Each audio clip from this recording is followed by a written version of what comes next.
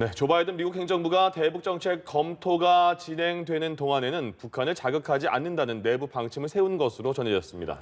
이 같은 기조 속에 어제 한미연합훈련을 비난한 북한의 담화에도 직접 대응 없이 비핵화 원칙만 강조했습니다. 워싱턴에서 이경희 특파원입니다.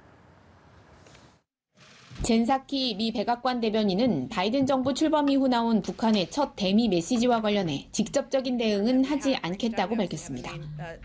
그러면서 대북 목표는 항상 외교와 비핵화에 초점이 맞춰질 것이고 이를 위해 파트너 동맹과 협력하고 조율할 것이란 원론적인 입장을 반복했습니다.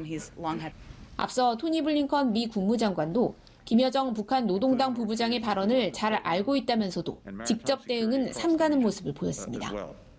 이 같은 움직임과 관련해 미 NBC 방송은 바이든 정부가 대북 정책 검토가 진행되는 동안에는 북한을 자극하지 않기로 내부 방침을 정했다고 보도했습니다.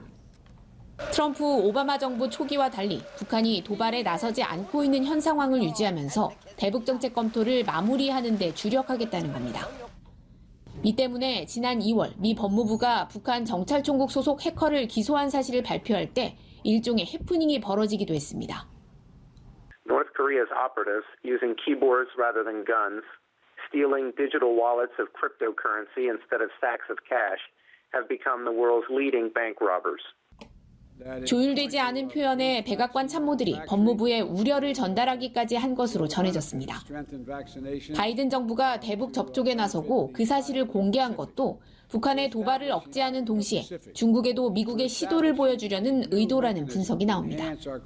CNN 방송은 북한이 이번 주 예정된 미중 고위급 회담을 주시할 것이라면서 회담 결과 향후 양국 간 긴장이 고조될 것이 분명해지면 북미 외교 관계엔 나쁜 신호가 될 것으로 전망했습니다.